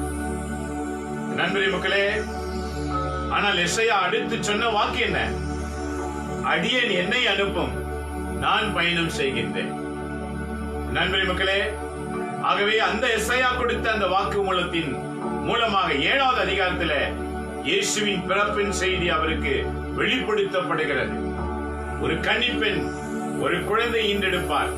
அவருக்கு இயேசு இம்மானுவேல் என்ற பெயர் இருக்கும். இம்மானுவேல் என்றால் கடவுள் நம்மோடு. நண்பரே மக்களே, இது முதல் செய்தி. இறைவாக்கினர் வழியாக 2வது செய்தி என்ன கொடுத்தார் என்று பார்க்கும்போது மலாக்கியா 4ஆம் அதிகாரத்தை நாம் விவிலியத்திலே எடுத்துக்கொள்வோம். மலாக்கியா புத்தகத்திலே 4ஆம் அதிகாரம் எடுத்துக்கொண்டோம் என்றால் அங்கே 4ஆம் அதிகாரத்திலே எதை சொல்லுகிறது என்று பார்க்கும்போது ஆண்டவர் வருகின்றார், நியாயம் விசாரிக்க வருகின்றார். நண்பரே மக்களே, நீங்க மலாக்கியா 4ஆம் அதிகாரத்தை முழுக்க வாசிக்கணும். அந்த 4ஆம் அதிகாரத்தின் தலைப்பே என்ன என்று பார்த்தீர்கள் என்றால் ஆண்டவர் வருகிற நாள் என்று சொல்லுகின்றது. இந்த ஆண்டவர் வருகிற நாளிலே நமக்கு என்ன கிடைக்கும் என்று பார்க்கும்போது நியாயத்தை விசாரிக்க கூடியவராயிருக்கின்றார். அதுதான் இந்திய நற்செய்தியில நாம் பார்க்கும்போது ஆண்டவர் என்ன சொல்லுகிறார்? விழிப்பாயிருங்கள். இந்த நற்செய்தி நாம் வாசிக்கும் போது இந்திய நற்செய்தி நமக்கு என்ன கற்றுக் கொடுக்கிறது பாருங்க. விழித்தை வாசிக்கும் போது இந்திய நற்செய்தி நாம் வாசிக்கும் போது என்ன சொல்லுகிறார் என்று பார்க்கும்போது வீடியம் மிக அழகாக சொல்லுகிறது. நாம் விழித்தை வாசிக்கும் போது மார்க்கு நற்செய்தி 13ஆம் அதிகாரத்திலே 33 இருந்து 37 வரைக்கும் வாசித்து பாருங்கள். மார்க்கு நற்செய்தியில 13ஆம் அதிகாரம் 33 இருந்து 37 வரைக்கும் வாசிக்கும் போது இன்றைய நற்செய்தி வாசகம் என்ன சொல்லுகிறது பாருங்க. கவனமாயிருங்க, விழிப்பாயிருங்க. ஏனெனில் அந்நேரம் எப்போது வரும் என யாருக்கும் தெரியாது. இயேசு பிறந்த செய்தி இரவிலே ஆடுகளை வைத்துக் கொண்டிருந்த ஆட்டிடர்களுக்கு வானதூதர்கள் வந்து சொன்னார்கள். அவர்தான் மெஸ்ஸாயா என்ற செய்தி முதலாக ஆட்டிடர்களுக்கு தான் அறிவிக்கப்பட்டது. பிறகு உலக மக்கள் எப்போது அறிந்து கொண்டார்கள்? வானத்திலே நட்சத்திரம் தோன்றினது, அதை கூட கவனிக்கவில்லை. அந்த நட்சத்திரத்தை கண்டுபிடிக்கிற ஞானிகள் நாட்டு அரசனை தேடி வரும்போதுதான் இயேசு பிறந்த சில நாளுக்கு பிறகு ஒருவர் தோன்றியிருக்கிறார் என்ற செய்தியானது அறிந்து கொண்டார்கள். அது இன்னைக்கு ஆண்டு சொல்ல பாருங்க, கவனமா இருங்க. வெறும் வீட்டை சுத்தம் பண்றதுல மட்டும் கவனமா இருக்காதீங்க. உள்ளத்தை சுத்தம் பண்றதுல கவனமாயிருங்க. வீட்டுக்கு இந்த வரை என்ன வர்ணம் அடிக்கலாம், என்ன மாதிரி எல்லாம் டெக்கரேட் பண்ணலாம், என்னெல்லாம் வாங்கலான்னு அதுல மட்டும் கவனத்தை செலுத்தாதீங்க. மாறாக உங்கள் உள்ளத்தை ஆயத்தப்படுத்துங்கள். ஏனெனில் இன்றைய நாள் 3வது செய்தி என்ன அறிவிக்கிறது என்றால், திருக்குடும்பத்தை ஆண்டவர் தயாரிக்கின்றார். யார் அந்த திருக்குடும்பம்? தூய யோசேப்பு, தூய மரியாள். இவர்கள் இருவருமே கடவுள் வாக்கை நிறைவேற்றி வாழ்ந்தவர்கள். அப்படி என்றால் பழைய ஏற்பாட்டில் இருந்த ஒவ்வொரு வாக்குகளையும் உள்வாங்கி அதற்கேற்றவாறு வாழ்ந்தவர்கள். ஆகதான் இயேசு அந்த வீட்டில பிறந்தார். ஆக 3வது செய்தி என்ன? இதை கேட்டுக்கொண்டிருக்கிற ஒவ்வொருவரும் தங்கள் குடும்பமாக ஆண்டவர் முன் காத்திருக்க வேண்டும்.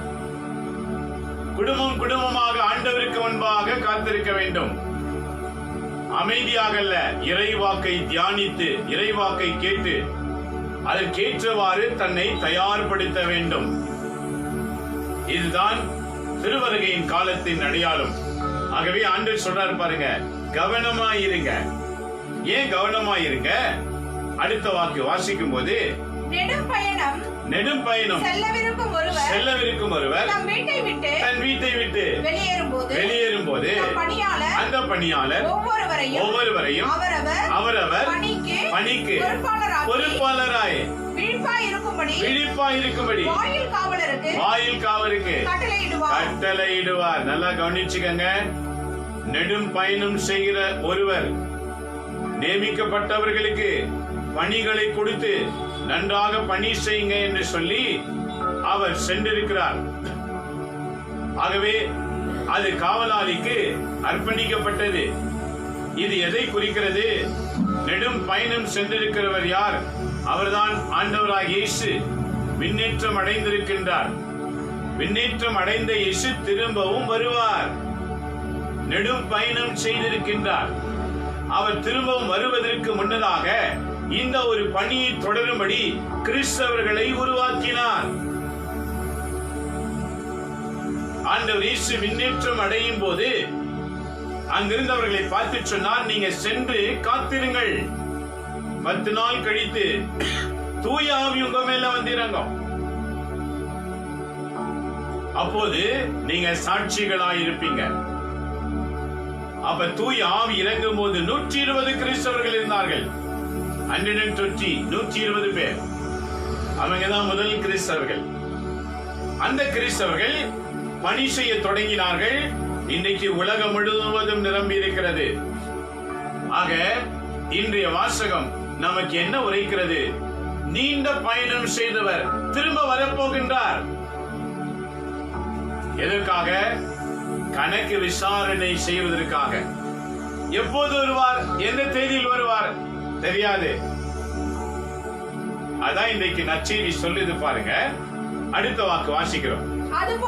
அதுபோலவே நீங்களும் விழிப்பாயிருங்க. ஏனெனில் வீட்டு தலைவர் மாலையிலோ நள்ளிரவிலோ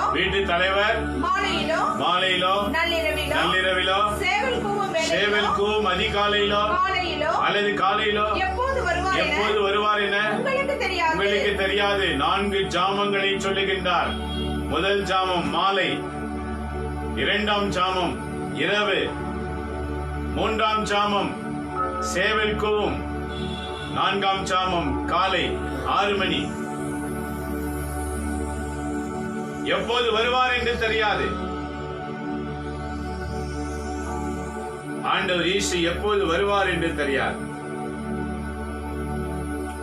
அவர் வருகிற வரைக்கும் ஒவ்வொரு கிறிஸ்தவர்களும் இறைவாக்கை படித்து இறைவாக்கினர்களாக மாற வேண்டும். கிறிஸ்தவர்கள் வாயிலிருந்து இறைவாக்கை தவிர வேறு எந்த வாக்கும் வரக்கூடாது. கணக்கு விசாரிக்கிற ஆண்டவர் வந்து விசாரணை செய்வார். இறைவாக்கு அறிவித்தீர்களா அல்லது வேறு வேறு செய்திகள் அறிவித்துக் கொண்டீர்களா? நம்மை நியமித்த நோக்கமே இறைவாக்கு அறிவிப்பதற்காக தான். அந்த இறைவாக்கில் இருப்பது என்ன? நம்பிக்கை, மகிழ்ச்சி, அன்பு, அமைதி. இதை நாம் அனுபவித்து நம்மை சூழ்ந்திருக்கிற எல்லா மக்களுக்கும் கொடுக்கதான் ஆண்டவர் நம்மை நியமித்திருக்கின்றார். இதான் இந்த முதல் வாரத்திலேயே ஆண்டவர் நம்மோடு கூட பேசுகிறார். விழிப்பாயிருங்கள். வீட்டை சுத்தம் செய்வதில் எப்படி கவனம் செலுத்துவீர்களோ, வீட்டை அழகுபடுத்துவதில் எப்படி கவனம் செலுத்துவீர்களோ, அதே போல வீட்டில் இருக்கிற குப்பைகளை எப்படி வெளியகற்ற கவனம் செலுத்துவீர்களோ, அதுபோல உள்ளத்திலே ஒரு ஆயத்தமாய் நிலையில் இருங்கள். எப்படி கன்னிமரியாள் இல்லத்தை கபிரியேல் தூதன் சந்தித்த போது அருள் பெற்றவளே வாழ்க என்று சொன்னாரோ, அதுபோல மரியாள் யோசிக்கவே இல்லை, வானதூதன் தோன்றுவார் என்று திடீரென்று தோன்றி இந்த செய்தியை சொன்னார். இதே போல ஆண்டவர் உன் வீட்டையும் உன் வீட்டில் உள்ளவர்களையும் சந்திக்க காத்திருக்கிறார். யாரை சந்திப்பார்? எவர் வீட்டில் இறைவாக்கு இருக்கிறதோ, எவர் உள்ளத்தில் இறைவாக்கு இருக்கிறதோ, எவர் இறைவாக்கின்படி வாழ்வார்களோ அவங்களை தான் சந்திப்பாரு. இதுதான் விவிலியத்தின் முழுக்க ரகசியம். ஆக ஏனதோன என்று வாழ்ந்துவிட்டு ஐயோ வந்து விட்டாரா என்று பின் சென்றால் உனக்கு எந்த விதமான பிரயோஜனமும் இருக்காது. ஏனெனில் சென்ற தலைவர் வேலை கொடுத்து போயிருக்கின்றார். நம்மளை சும்மா கிறிஸ்தவங்களை ஆக்கிட்டு போல. முதல்ல கிறிஸ்தவர்கள் என்ற பெயர் எப்படி வந்தது என்று தெரிந்து கொள்ள வேண்டும். அந்தியோகியா பட்டணத்திலே முதலாக சீடர்களுக்கு ஜனங்கள் கொடுத்த பெயர், இவர்கள் கிறிஸ்துவை அறிவிக்கிறதினால் இவர்கள் கிறிஸ்தவர்கள். கிறிஸ்துவை பற்றி அறிவிக்கிறதுனால் இவர்கள் கிறிஸ்தவர்கள். இன்னைக்கு நமக்கு என்ன பெயர்? கிறிஸ்தவங்க. ஆனா கிறிஸ்து பத்தி என்னைக்காவது விவிலியத்தை ஆராய்ந்து படித்திருக்கிறீர்களா? அதை மற்றவங்க சொல்லி இருக்கின்றீர்களா? எத்தனை பேர்? இன்றைக்கு ரகசியங்களை அறிந்து வாழ வேண்டும். ஆண்டவர் இயேசு நம்மை கிறிஸ்துவை வெளிப்படுத்தும்படி உருவாக்கி வைத்திருக்கிறார். கிறிஸ்துவை மட்டும் வெளிப்படுத்தும்படி உருவாக்கினார். வேறு யாரையும் கிடையாது. இயேசு யார் என்று வெளிப்படுத்த அவருக்குரிய கிறிஸ்தவர்களாகிய நம்மை உருவாக்கினார். அதை சரியாக செய்யவில்லை என்றால் கணக்கு விசாரிப்பார் வந்து. ஆகவேதான் என்ன சொல்றாரு பாருங்க, அவர் எந்த வேலையில வந்து கணக்கு விசாரிப்பார் என்று தெரியாது. ஆகவே அவர் திடீரென்று வந்து நீங்க தூங்குவதை காணக்கூடாது. தூங்குறதுல என்ன பொருள்? தூங்குறதுனா என்ன? விவிலியம் இன்னைக்கு நிறைய பேர் பாருங்க, பைபிளை தொடர்ந்தாலே தூக்கம் வந்துடும், தூங்கிடுவாங்க. இப்படி யாருக்கெல்லாம் இருக்குதோ அவங்களுக்கு தான் ஆண்டு சொல்றார். ஜெபம் பண்ணாலே தூங்கிடுவாங்க. இன்னும் சிலருக்கு பாருங்க, என்ன இவ்வளவு நேரம் நடத்துறீங்க, இவ்வளவு நேரம் இருக்க முடியுமா? உன்னால முடியாது. தூய ஆவி உன்னோடு இருக்கும் போது அது நடக்கும். If you not receive the power of Holy Spirit, you cannot spend hours together with the God. You'll spend only little time. You'll control your mind only little time, because it's possible only for you. When you receive the Holy Spirit, you will give more hours to God. The Holy Spirit will lead you. இதான் இருக்கிற ரகசியம். இன்னைக்கு நிறைய பேர் சொல்றாங்க, என்ன இவ்வளவு நேரம் நடத்தி எல்லாரும் மைண்ட் கண்ட்ரோல் பண்ண முடியாது. உண்மைதான், மனிதனால மைண்ட் கண்ட்ரோல் பண்ண முடியாது, 100% உண்மை. ஆனால் எந்த மனிதன் தூய ஆவியை பெற்றுக் கொள்கிறானோ, அந்த தூய ஆவி உள்ள இருக்கும்போது மணி கணக்கில் கடவுளுடைய சன்னிதானத்திலே காத்திருப்பான். இதுதான் பரிசுத்த ஆவி பெற்றவருடைய அனுபவம். பரிசுத்த ஆவி பெறாதவருடைய அனுபவம். இதுதான் வேறுபாடு. பரிசுத்த ஆவி பெற்றவர்கள் இந்த வாக்குக்காக நிறைய நேரம் செலவழித்து எப்படியாவது தெரிந்து கொள்ளணும்னு ஆர்வத்தோடு இருப்பாங்க. தெரிஞ்சு கொண்டதை யாருக்காவது சொல்லணும்ன்ற ஆர்வம் இருக்கும். பரிசுத்த ஆவி இல்லாதவங்க இந்த பைபிளை தொடுவாங்க, படிப்பாங்க, ஒன்று கூட மண்டையில ஏறாது.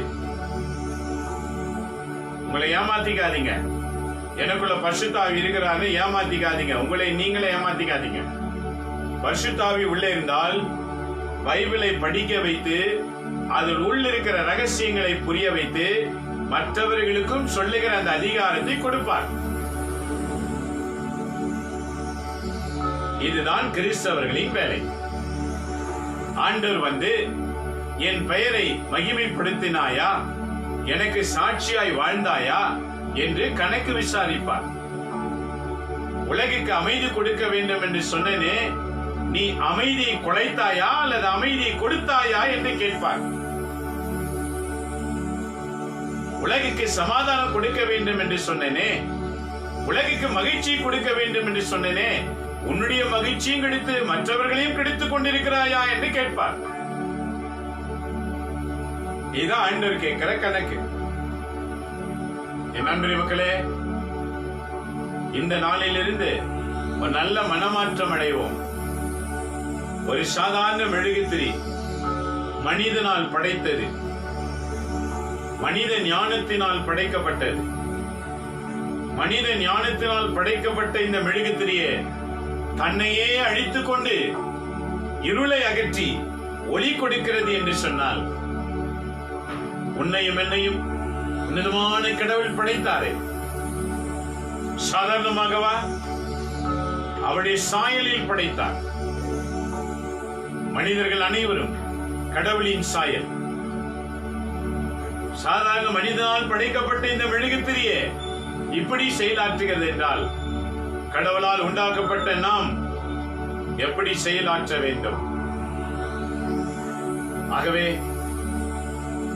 இந்த நாளிலிருந்து நம்மை நாமே சமர்ப்பணிக்க வேண்டும். ஆக இந்த வாரம் நமக்கு என்ன சொல்லுகிறது என்று பார்க்கும்போது, ஆண்டவர் வருகைக்காய் காத்திருங்க. வந்தவர் என்ன செய்வார்? கணக்கு கேட்பார். எனக்காக எத்தனை ஆண்டு வாழ்ந்தாய்? எனக்காக எத்தனை நாள் வாழ்ந்திருக்க? கணக்கு கேட்பார்.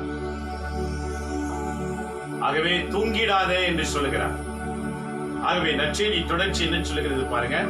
நான் உங்களுக்கு சொல்லுவதை எல்லோருக்குமே சொல்லுகிறேன். விழிப்பாயிருங்க. எல்லாருக்கும் நான் சொல்றேன், விழிப்பாயிருங்க. என்ன விழிப்பு? நம்பிக்கை என்ற விழிப்பு. என்ன விழிப்பு? சமாதானத்தை கொடுக்கிற விழிப்பு. என்ன விழிப்பு? மகிழ்ச்சி. மகிழ்ச்சினால இன்னைக்கு சினிமா ஸ்டார் மேல தான் ஞாபகம் வரும். 2000 ஆண்டுக்கு முன்னதாகவே பைபிள்ல மகிழ்ச்சி என்ற வாக்கு எழுதப்பட்டிருக்குது. படிச்சா தானே தெரியும். பைபிள படிக்கும் போது கண் திறக்கல, சினிமா ஸ்டார் பார்த்த உடனே மகிழ்ச்சி நின்று கண்ணில உள்ள போயிடுச்சு. அதை இங்க ஸ்டேஜ்ல சொன்னா என்ன டைலாக்? Cinema dialogue. இது சினிமா டைலாக்கா? இது விவிலியத்தில் ஆண்டவர் எழுதி வைத்திருக்கிறார். மகிழ்ச்சி 3வது வாரம், மகிழ்ச்சியின் வாரம். திருவருகை காலத்தின் 3வது வாரம், மகிழ்ச்சியின் வாரம். அந்த நாளை எதிர்நோக்கி வாழ இறைவன் நம்மை அழைக்கின்றார். நம்முடைய கவனம் எங்க இருக்கிறது? உலகத்தின் மீது, உலக ஆசைகள் மீது, பணத்தின் மீது, பொருளின் மீது, அந்தஸ்தின் மீது, பதவி மீது, பட்டத்தின் மீது இருக்கலாம், வேணான்னு சொல்லல. ஆனால் உன்னுடைய எண்ணம் அதிலே இருக்காதவாறு காத்துக்கொள். உன் எண்ணம் அதின் மேல் இருந்தால் நீ செய்ய வேண்டிய காரியத்தை செய்ய தவறி விடுவாய், குற்றவாளியாக மாறுவாய். இன்றைக்கு எத்தனையோ தலைவர்கள் குற்றவாளிகளாக சிறையில் இருக்கிறதை பார்க்கிறோம் அல்லவா? பணாசையினால் குற்றம் புரிந்தவர்கள், பதவி ஆசையினால் குற்றம் புரிந்தவர்கள் சிறையில் இருக்கிறார்கள். மகிழ்ச்சி கொடுக்க வேண்டும், மக்களுக்கு அமைதி கொடுக்க வேண்டும், மக்கள் மத்தியிலே அன்பு கொடுக்க வேண்டும் என்று உருவாகிற தலைவர்கள் எத்தனை பேர் இருக்கிறார்கள்? இது கிறிஸ்தவர்கள் மையமாக கொடுக்க வேண்டும். ஒவ்வொரு கிறிஸ்தவர்களின் கடமை. ஆகவே இன்றைய வழிபாட்டின் தலங்களிலே நாம் அனைவரும் இறைவாக்கை அதிகமாக வாசிப்போம். ஆன்ம கண்கள் திறக்கப்படும். நீங்க பைபிளை படிக்கலனா உங்க ஆன்ம கண்ணு குருடா இருக்கும். மயக்கம் போட்டு உக்காந்து இருப்பீங்க. பூசையிலையும் மயக்கம் போடுவீங்க, பிரசங்கத்தை கேட்கும் போதும் மயக்கம் போடுவீங்க. ஆனா சினிமா பார்க்கும் போது, சீரியல் பார்க்கும் போதோ முட்டை கண்ணு போட்டு பார்த்துட்டு இருப்பீங்க. அப்ப மாத்திரம் மயக்கம் வராது. ஏன் தெரியுமா? இன்றைக்கு ஆண்டவர் சொன்னார் பாரு, உறங்கி கொண்டிருக்கிறீர்கள். உடைய ஆன்ம கண் உறங்கி விட்டது, அது விழிப்படைய வேண்டும். எப்பொழுது விழிப்படையும்? இறைவாக்கை தியானிக்கும் போதுதான். அந்த இறைவாக்கு நம்மை இறைவாக்கினர்கள் என்று அழைக்கிறது. நாம் நல்ல இறைவாக்கினர்களாக இறைவனுடைய வாக்கை நாமும் அறிந்து நம்மை சூழ்ந்துள்ள அனைத்து மக்களுக்கும் அறியப்படுத்தி நாம் எல்லாருமே இறை மக்களாக வாழ்ந்து சாட்சிகளாய் இருப்போம். இந்த நாளிலிருந்து நம்மை தயாரிப்போம். எப்படி கிறிஸ்துமஸ்க்கு என்ன உடை எடுக்கலாம்? இப்பே நிறைய பேர் கணக்கு போட்டு வச்சிருப்பாங்க. இந்த மாதிரி, அந்த மாதிரி, இந்த மாதிரி. நல்லதுதான். ஆனா அது ஆண்டவர் பார்வையில் தெரிய வேண்டும் என்றால் முதலில் உன் உள்ளம் குருட்டுத்தனமான பார்வையிலிருந்து விடுதலை பெறணும். அப்போது ஆண்டவர் உன்னையும் என்னையும் ஏற்றுக்கொள்வார். ஆகவே இந்த நாளிலிருந்து சிறப்பாக நம்மை தயாரிப்போம். இறைவன் நம்மை ஆசீர்வதிப்பாராக. ஜெபிப்போமாக. எங்களை நேசிக்கிற எங்க அன்புள்ள தகப்பனே, இந்த வேலைக்காகவே போற்றுகிறோம்.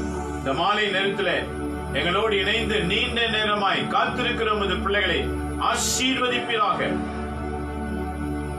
மிக ஆர்வத்தோடு கேட்டுக்கொண்டிருக்கிற உமது பிள்ளைகளை ஆசீர்வதியும். இதோ இந்த நிகழ்ச்சியை பார்க்கிறவங்க இந்த உலகத்துல எந்த முனையில இருந்தாலும், you touch Lord Jesus wherever may be from this world. We're all participating in the prayer, Lord. We're all going to watch this video. Lord, we surrender right now. Bless abundantly and fill them in the peace, joy and hope, Lord. Be with them, Lord Jesus. Strengthen them. Utilize them like a prophet, Lord Jesus. I surrender each and every Christian to you, God. Use them as a prophet. Let them realize the own Christian life, Lord Jesus. Not the namesake. Everyone must realize the real Christian life, Lord Jesus. The true Christian life. The believer of true Christian life. To believe the word. To live in the world. Reveal the mind, Lord Jesus. Open the mind to understand your word and to live according to your word, God. I surrender throughout the world. We're all watching this. என் அன்பு தகப்பனே, அனைவரையும் நாங்கள் அர்ப்பணிக்கிறோம். எல்லோரையும் நீர் ஏற்றுக்கொள்ளும். அனைவர் மேலும் இரக்கமாயிரும். இறைவன் நீர் ஒருவரே அனைத்தையும் நடத்தி காக்குமாறு எங்கள் ஆண்டவர் இயேசுவின் பெயரால் வேண்டி உமது ஆசீர்வாதத்தை நாங்கள் அனைவரும் பெற்றுக்கொள்கிறோம். எங்கள் நல்ல பிதாவே, ஆமேன், ஆமேன். இயேசுவில் அன்பானவர்களே, மறந்துடாதீங்க, இன்றைக்கு 4 மெழுகுத்திரிகள் மத்தியிலே வெண்மையானது விளக்கம் கொடுத்திருக்கிறேன். திரும்ப வீடியோ ஃபர்ஸ்ட்ல இருந்து பாருங்க, தெரிஞ்சுக்கங்க. இன்றைக்கு இறைவாக்கினர்களா மாறுங்க. அடுத்த வாரம் எல்லாருக்கும் அன்பு கொடுங்க. அதுக்கு அடுத்த வாரம் எல்லாருக்கும் மகிழ்ச்சியை கொடுங்க. அதுக்கு அடுத்த வாரம் எல்லாருக்கும் சமாதானத்தை கொடுங்க. அதுக்கு இறுதி கடைசி 25ஆம் நாள் கிறிஸ்து இயேசு நாம் அனைவர் உள்ளங்களிலும் பிறப்பார். ஆகவே இந்த நோக்கத்தோடு பயணம் செய்வோம். இறைவன் நம் அனைவரையும் ஆசீர்வதிப்பாராக. இந்த நிகழ்ச்சி யூடியூப்ல உண்டு, நீங்களும் பாருங்க, அநேகருக்கு ஷேர் பண்ணுங்க. எல்லா நண்பர்களும் இந்த உண்மையை அறிந்து கொண்டு வாழட்டும். இறைவன் நம் அனைவரையும் ஆசீர்வதிப்பாராக. மீண்டும் நாளை காலை 7:30க்கு சந்திப்போம். இறைவன் நம் அனைவர் மேலும் இருப்பதாக. Until that, God bless you. We'll meet again tomorrow morning 7:30 AM. God bless you. இல்லாமல் இறைவன் தந்தை, மகன், தூய ஆவியின் பெயராலே ஆமென்.